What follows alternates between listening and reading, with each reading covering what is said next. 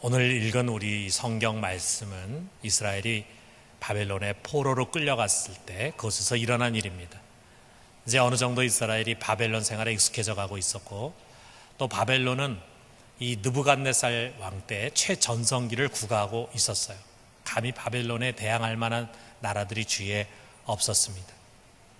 그런데 이 느부갓네살 왕은 자기 나라에 끌려온 수많은 이민족들, 근데 그 이민족들 중에도 아주 탁월한 인재들이 많이 있다는 사실을 알고 문을 열어서 그런 다른 민족에 있는 인재들을 적극적으로 등용을 했습니다.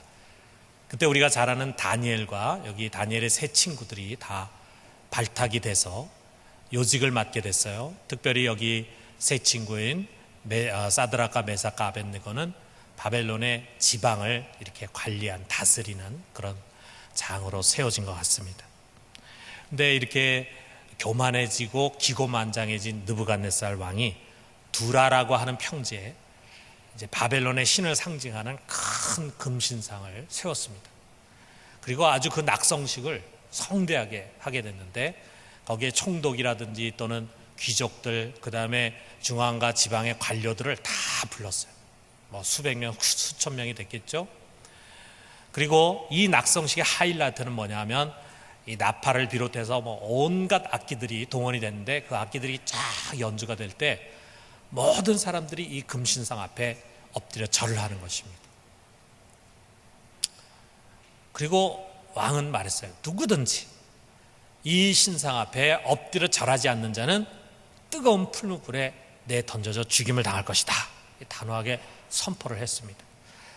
드디어 사람들이 모여들었고, 그리고 시간이 되어서 나팔과 온 악기들이 연주를 하면서 울려 퍼지자 모든 사람들이 다 그 자리에 엎드려서 신상 앞에 절을 했습니다.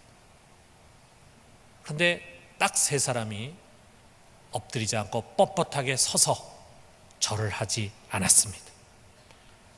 그들은 다니엘의 세 친구인 사드락과 메삭과 아벳느고였어요. 참 쉽지 않았겠죠? 그것이 곧 죽음이라고 하는 것을 그들이 모를 리가 없습니다. 죽을 것입니다. 자기가 지금까지 이렇게 수고하고 애쓰고 노력해서 이 높은 지혜에 왔는데 그 모든 것이 한순간에 다 물거품이 되는 그런 일이 지금 벌어지고 있는데, 그러나 이들은 무릎을 꿇지 않았습니다. 이 소식을 들은 느부갓네살이 화도 나고 분한 생각이 들어서 이들을 불렀어요. 사실 여부를 물었습니다. 그리고 그들에게 말했어요. 지난 가오는 내가 묻지 않겠다. 그 대신에 지금이라도 나팔과 모든 악기들이 연주를 할 텐데, 그럼 너희가 엎드려서 신상에 절해라. 그러면 살려주겠다. 그러나 만약 절하지 않으면 맹렬히 타는 풀무불에 너희들을 던져놓겠다. 너희가 믿는 신이 이 모든 것을 어떻게 너희를 건져낼 수 있겠느냐. 감히 나 느부갓네살의 손에서 너희를 어떻게 건져낼 수 있겠냐. 이렇게 이야기를 했습니다. 그랬을 때 이 셋은 조금 더 흐트러짐이 없이 이렇게 대답했어요. 16절에서 17절에 보니까 느부갓네살이여, 우리가 이 일에 대하여는 왕에게 대답할 필요가 없나이다. 왕이여, 우리가 섬기는 하나님이 계시다면 우리를 맹렬히 타는 풀무불 가운데서 능히 건져내시겠고 왕의 손에서도 건져내시리이다. 우리가 믿는 하나님이 계십니다. 그 하나님은 얼마든지 우리를 이 풀무불에서 건져낼 수 있는 능력이 있으신 분입니다. 그분이 우리를 건져주실 것입니다. 그러면서 그 다음에 더 기가 막힌 말을 합니다. 18절에 보니까, 우리 같이 한번 읽어봅시다. 그렇게 하지 아니하실지라도 왕이여, 우리가 왕의 신들을 섬기지도 아니하고 왕이 세우신 금신상에게 절하지도 아니할 줄 아옵소서. 그리 아니하실지라도, 하나님이 우리를 풀무불에서 건져내지 않아서 우리가 죽게 된다 할지라도 우리는 절대로 이 신상 앞에 절할 수 없습니다. 하나님 이외에 다른 신을 우리 섬길 수 없습니다.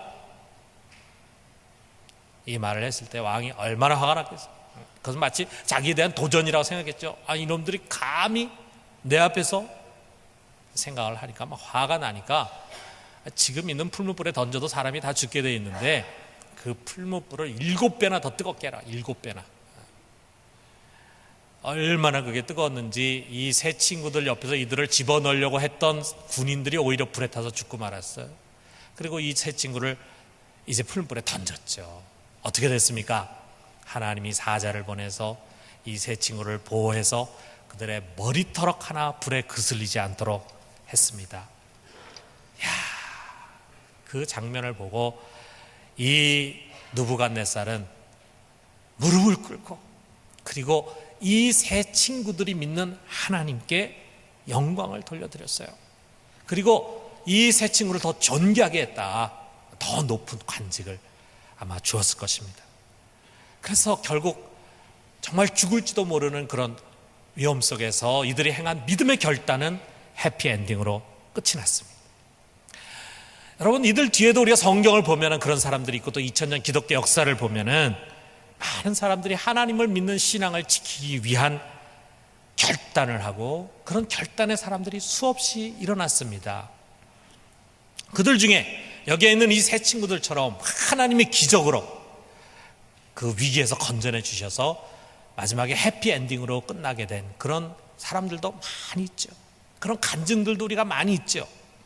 그러나 그리 아니하실지라도 이렇게 고백한 것처럼 하나님께서 그렇게 하지 아니하심으로 말미암아, 그들을 구원하지 않음으로 말미암아 그들이 그야말로 비참한 죽음을 당하고 순교의 제물이 된 그런 사람들도 많이 있습니다.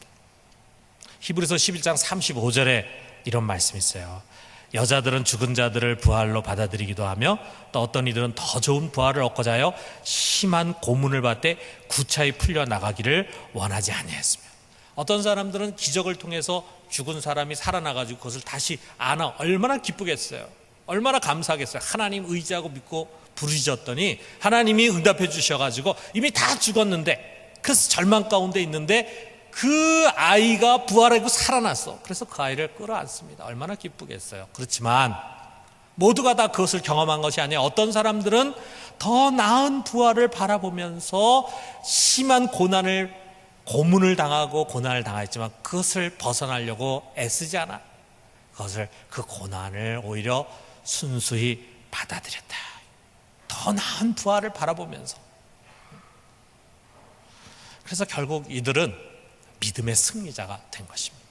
세상 사람들의 눈에는 하나밖에 없는 인생을 저렇게 믿음 하나 지키겠다고 어리석게 버린 사람들이 어리석어 보일지 모르지만 이들은 믿음의 승리자예요. 우리 교육자들이, 또 여러분께서 이렇게 또 기회를 주셔서 지난주에 일본의 기독교 유적지를 돌아보았습니다. 일본에 그렇게 많은 유적지들이, 특히 이 큐슈에 그런 유적지들이 있는지 잘 몰랐어요. 참 우리 성도들도 다음에 한번 기회가 되면은 그쪽으로 한번 다녀봤으면 좋을 것 같습니다.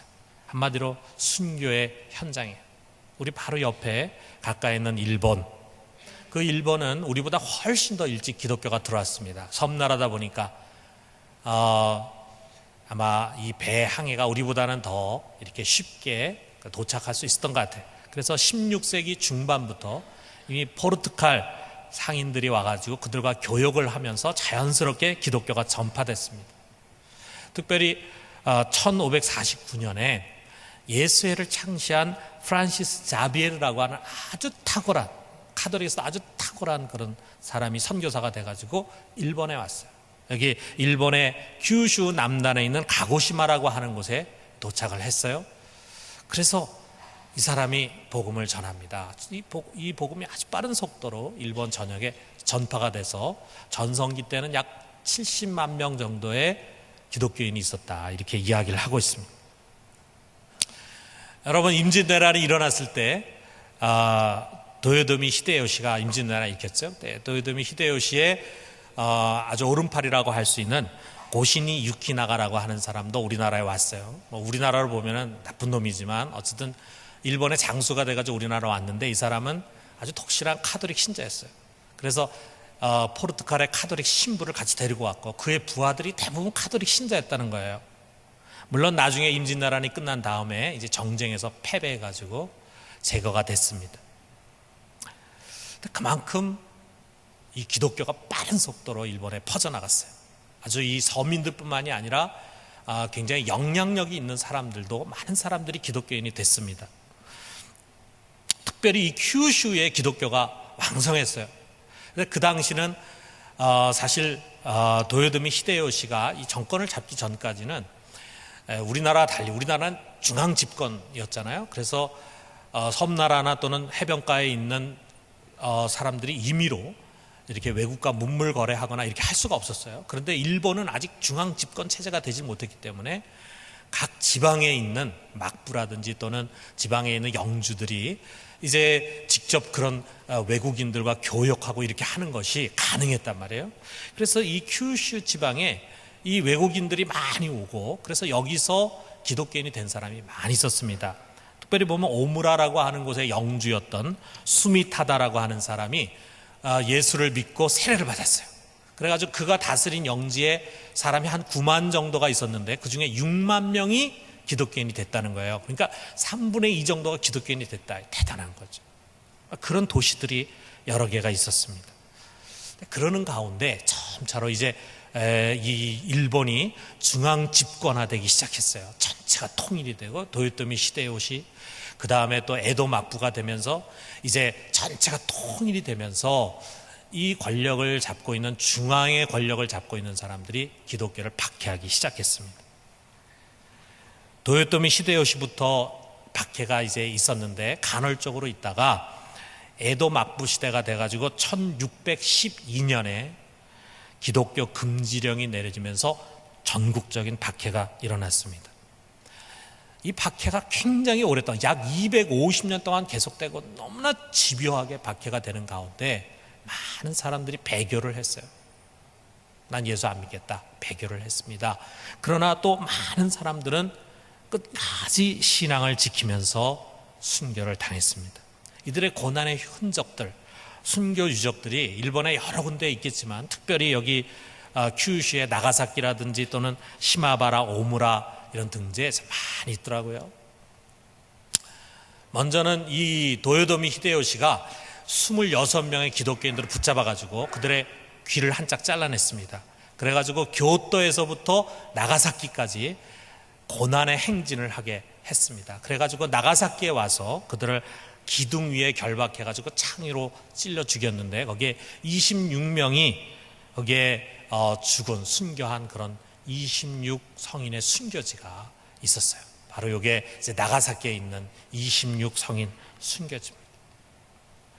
그리고 그것뿐만이 아니에요. 여기 지금 여기 무슨 기념관이냐 하면은 이 감옥터입니다. 그리스도인들이 갇혀있는 감옥터인데 이게 넓이가 약 8평 정도 되는데 여기에 35명이나 갇혀 있었어요. 그러니까 여러분 8평 되는 곳에 35명이 갇혀 있었으니까 참 얼마나 힘들었겠어요. 근데 그곳에서 성도들이 참 기쁨으로 이 감옥 생활을 했다. 그래서 그런 감옥에 갇혀 있던 사람들을 이제 끌어다가 뭘 했겠습니까? 목을 자르는 거예요. 여기가 이제 목을 자르는 참수 형장입니다.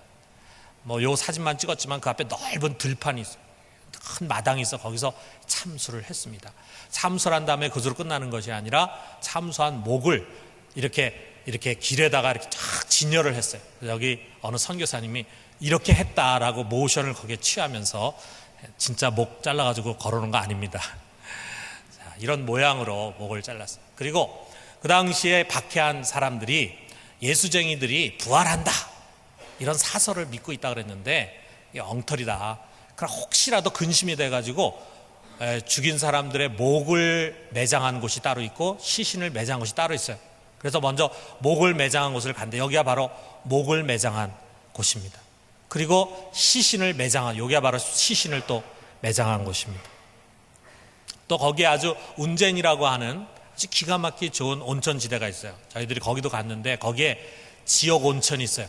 여러분 뭐 다른 곳에도 있지만 여기 보면은 달걀 던져 놓으면은 그냥 삶는 곳이죠. 굉장히 뜨거운 곳이죠. 그래서 막 연기가 계속해서 올라오고 뜨거운 이 온천물이 막 나오는 곳입니다. 그런데 여기에도 순교지가 있었어요. 여기에 이 바위가 있는데 이 바위에서 이제 마지막으로 묻습니다. 여기까지 기독교인을 끌고 왔어요. 여기서 묻습니다. 자, 너희가 여기서 만약에 이제 예수를 더 이상 안 믿겠습니다. 그러면은 이쪽으로 살 수 있도록 기회를 주겠다. 그러나 너희 끝까지 믿으면은, 믿겠다 하면은 이제 여기서 앞으로 나가서 지옥에 떨어지는 거다 했어요. 많은 사람들이 믿음을 끝까지 지키고 이 지옥 온천에 떨어져 가지고 그래서 거기서 죽었습니다.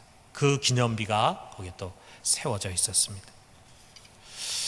참 일본의 기독교 박해라고 하는 것이 굉장히 오랫동안 집요하게 계속됐어요.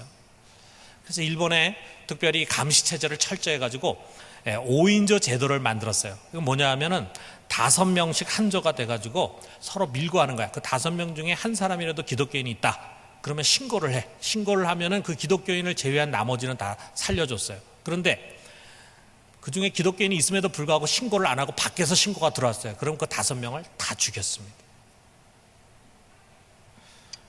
아마 북한에 5 감시제라는 게 있었다 그러는데 지금도 뭐 그럴지 모르겠는데 아마 그것도 여기서 본따 가지고 한 건지도 모르겠어요. 그것도 부족해가지고 기리스탄 친족 개정령이라고 하는 것을 반포했습니다. 이건 뭐냐면 한 가족인데 그 가족 안에서 한 사람이라도 그리스도인이 나오면은 그 가족에게 기리스탄이다라고 하는 표시를 붙여서 낙인을 찍어버리는 거예요.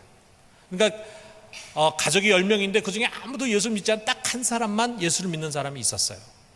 그러면 그 사람 때문에 이 10명의 가족이 낙인이 찍혀 그 사회에서 살아가기 힘든 사람들이 되는 거예요. 그러니까 자기 가족 중에 한 사람이라도 예수 믿는 사람이 나오면 안 돼. 그렇게 시스템을 만들었어요. 참 일본 사람 무섭습니다. 이런 식으로 해가지고 남자 쪽에서는 7대 이르기까지, 여자 쪽에서는 4대 이르기까지 감시를 하게 돼요. 감시. 아울러서 모든 국민들을 의무적으로 절에 등록해가지고 다니게 했습니다. 다 무조건 절에 등록해야 돼. 절 신자가 되는 거예요. 그래가지고 기독교 신앙을 유지하지 못하게 했습니다. 그래서 칠에 겁을 먹고 뭐 감시고 뭐고 오지도 않는데도 불구하고 이 현관문 앞에다가 나는 기리스탄이 아닙니다. 일본말로 나는 기리스탄이 아닙니다. 이렇게 써가지고 붙였어요.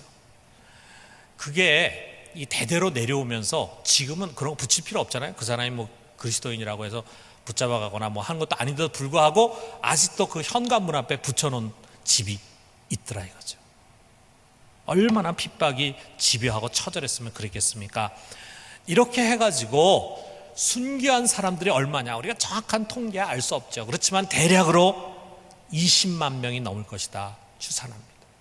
그러니까 우리나라도 가톨릭 신자들이 제사 문제 때문에 박해를 받아가지고 많은 사람 죽었지만 이렇게까지 많이 죽진 않았어요. 근데 일본은 20만 명이나 되는 사람들이 약 250년의 박해 기간 동안에 순교를 했어요. 죽임을 당했습니다. 대단한 거죠. 여러분, 이 박해의 역사는 모두가 다 기독교의 역사입니다.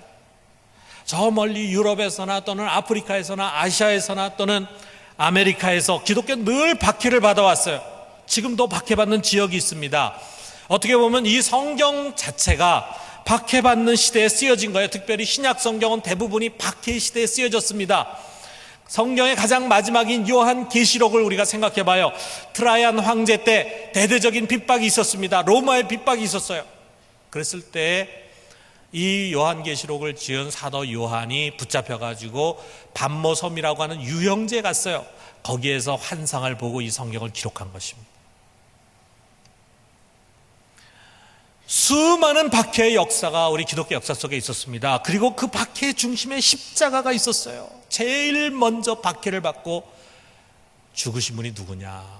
예수 그리스도예요. 우리 주님은 죄가 하나도 없으신 의로우신 분임에도 불구하고 죄인들이 못 박히는 그 십자가에 못 박혀서 죽으셨어요. 밑에서 조롱하는 자들이 내버려 둬라, 천사들이 내려와서 엘리야가 내려와서 저를 구원하나 보자 했지만 그 구원은 일어나지 않았습니다. 주님은 마침내 모든 것을 다 이뤘다 하고 숨을 거두셨어요. 죽으셨습니다. 용광로에서 그를 살리는 그런 기적은 일어나지 않았습니다. 죽으셨습니다.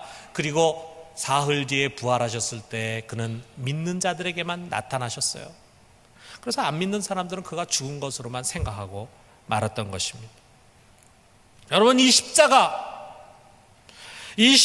무엇입니까? 이 십자가는 나를 위한 구원의 표지요. 그것은 은혜가 되고 감사한 것이죠. 그러나 그것으로만 끝나는 것이 아닙니다. 그 십자가는 이 시대 속에 내가 함께 지고 가야 하는 고난의 표이기도 합니다.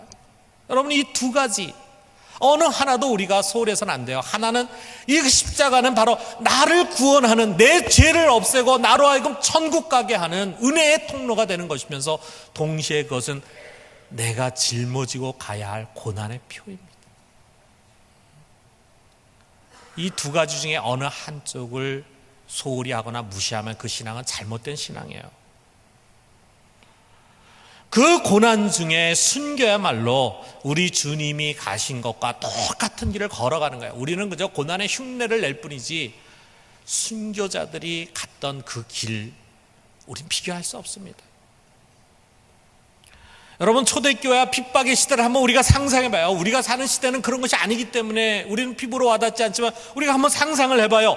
십자가라고 하는 것은 추상적인 것이 아니었습니다. 신앙은 매 순간에 결단을 요구했어요. 여기서 내가 어떻게 할 것인가? 여기서 내가 신상 앞에 무릎을 꿇고 내가 지금 갖고 있는 부귀영화를 계속 가질 것인가? 아니면은 내가 뻣뻣이 서서 풀무불에 내 던져질 것인가? 매 순간 결단을 요구해. 여러분, 예수님 믿고 따르는 것이 출세나 성공이나 부귀영화는 아무 상관도 없었습니다. 오히려 자신이 갖고 있었던 그 모든 것을 잃어버릴 수 있는 위험한 선택이었어요. 그러나 그럼에도 불구하고 그들은 예수를 믿었습니다. 그리고 그 믿음을 지키기 위해서 어떤 값도 지불했어요. 뜨거운 풀무불에도 들어가고 지옥 온천에도 내 던져질 각오를 했습니다. 후미에라고 하는 게 있어요. 일본에서 기독교 금지령이 1612년에 내려졌는데 그 뒤로 17년 뒤인 1629년에 숨어있는 기독교인을 색출하기 위해서 이 금속판을 곳곳에 설치했습니다. 이 금속판에 무슨 그림이 그려져 있냐면 예수님 십자가에 못 박힌 그림이 그려져 있었어요.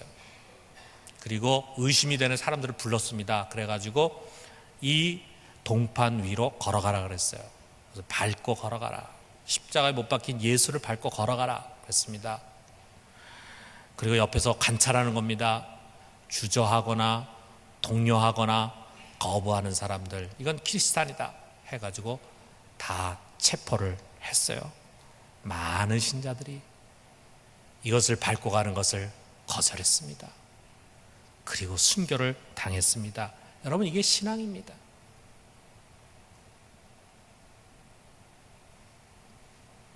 박해의 시대가 가고 평화와 자유의 시대가 오면서 교회는 오히려 이런 결단을 잃어버렸어요.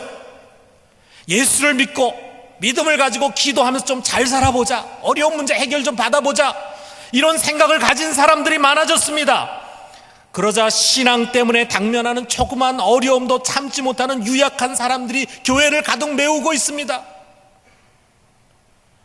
내가 가진 신앙 때문에 가족들로부터, 친족들로부터 비난받고 직장에서 핀잔과 따돌림 받는 것, 손해를 당하는 것을 참지 못해 교회 안에는 한편으로는 예수를 믿어서 영생을 얻고 구원을 받겠다고 하고 다른 한편으로는 동시에 물질적인 명예적인 이익을 잃지 않으려고 하는 사람들로 우글거리고 있습니다. 오늘날 일본이 그래요. 4년 전인 2009년에 일본 개신교 150주년 기념 행사가 있었습니다. 그러니까 지금으로 154년이 됐으니까 개신교가 우리보다 훨씬 일찍 전해졌죠. 그런데 지금 현재 일본의 개신교는 전체 인구의 0.4%에 불과합니다. 50만 명 정도밖에 안 됩니다. 카톨릭도 40몇만 명밖에 안 돼요. 이와 비슷해요. 우리가 후쿠오카에서 만난 사미 다케시 목사님이 이런 일본의 실정을 이야기를 했어요. 일본 사람들은 집집마다 불상이 있다는 거예요. 그래서 거기에 매일 절을 한답니다. 그런데 부인이 혼자서 교회를 나오는 경우가 이제 생긴다 이거죠. 부인이 혼자 교회를 나오게 되면은 남편 앞에서 나는 이제 이 불상 앞에 절하지 않겠습니다, 이런 말을 못 한다는 거예요. 거절을 못 한다는 거예요. 그럴 용기가 없다는 거예요. 그러다 보니까 집에서는 불상 앞에 절을 하고 그 다음에 주일 되면 교회 나와서 이제 하나님 앞에 절을 하는 거예요. 교회에서 이것은 잘못된 것입니다, 불상 앞에 절해서는 안 됩니다, 이렇게 강하게 얘기하면은 교회를 떠나가게 되는 사람들이 많이 있다는 거예요. 자, 초신자들이 어쩔 수 없겠죠. 그렇다고 하지만 교회를 오래 다닌 사람들도 불교라든지 또는 신사, 신도의 그늘에서 벗어나기가 어렵다는 것입니다. 이게 일본 기독교를 약하게 만드는 거예요. 여러분, 오늘 우리는 어떻습니까? 교회를 그렇게 오래 다니면서도 여전히 제사상 앞에 절을 하는 집사들이 있다 이거예요.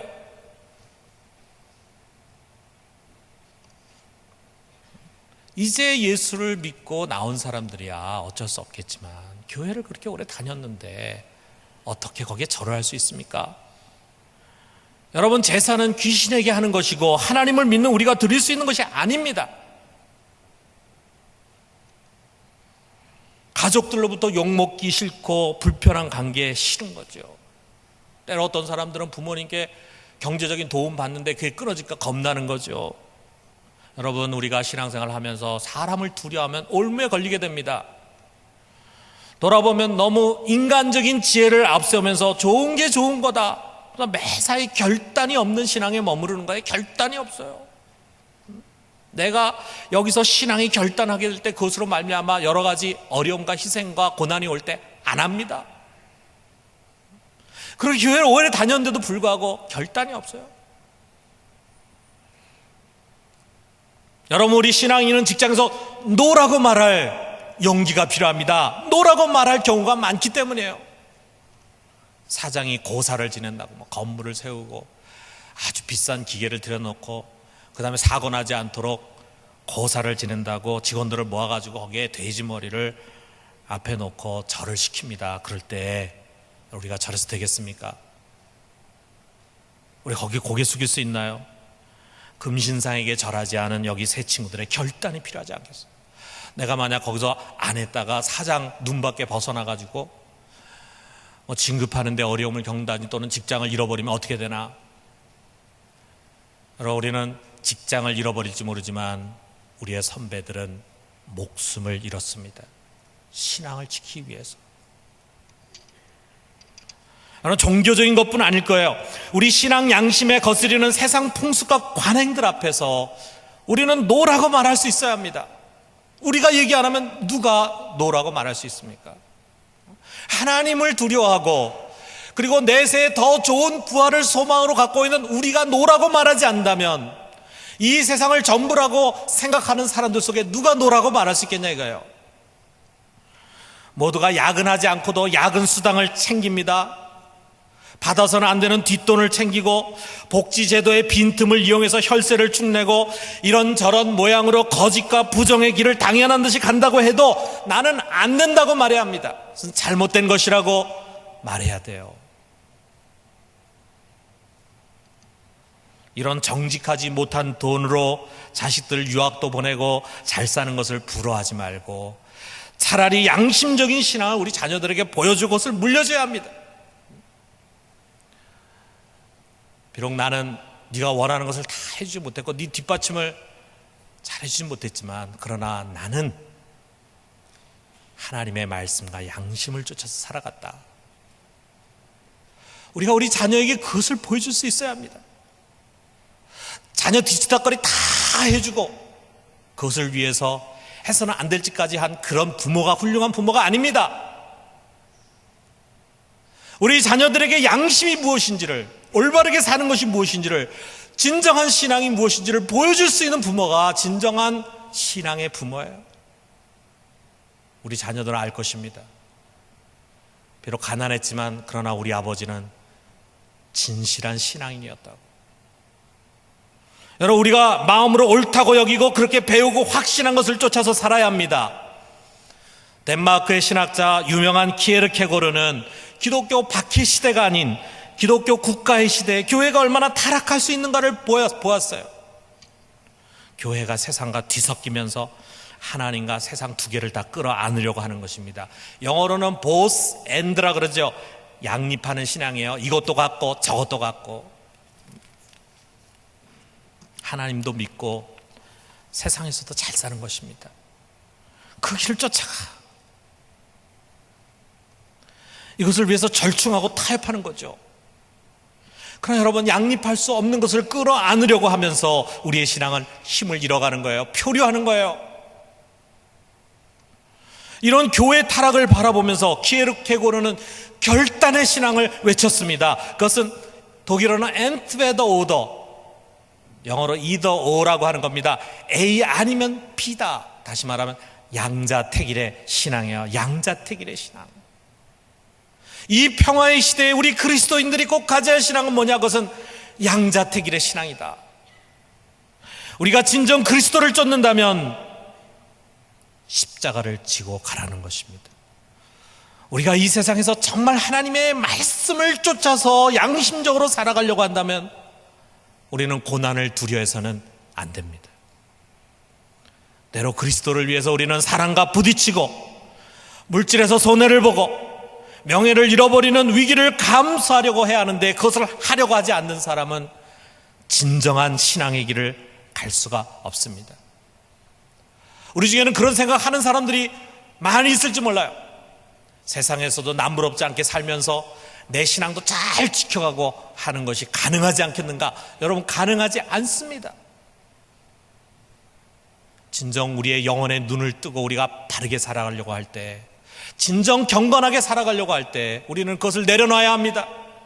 하나님이 특별하게 나에게 그런 기회를 주셔서 내가 많은 재물을 가지고도 신앙생활을 하면서 살 수 있을 수도 있어요. 하나님 나에게 재물 주셔서 내가 그 재물로 선한 일을 하는 거예요. 그러나 나에게 그런 재물을 주시지 않을 수도 있습니다.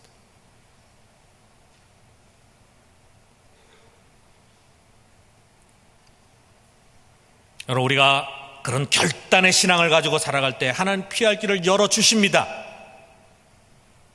여기에 있는 메드락과 사삭과 아벳느고와 같이, 사드락과 메삭과 아벳느고처럼 오히려 더 좋은 결과를 가질 수도 있어요. 하나님이 푸른 불에서 건져주시고, 그래서 나를 미워하고 힘들게 하려고 했던 그 사람이 무릎 꿇게 하고, 내가 더 높은 지혜 얻고 부귀영화를 더 얻는 그런 기회가 우리에게 올 수도 있을지 모릅니다. 그러나 그리 아니하실지라도, 그렇게 해서 내가 신앙을 선택한 결과로 인해서 나에게 어려움이 오고 많은 손실이 온다 할지라도 우리는 옳다고 하는 것을 쫓아가야 합니다. 우리의 신앙의 선배들은 신앙을 위해서 물질이 아니라, 명예가 아니라 목숨을 내놨습니다. 목숨을 내놨습니다.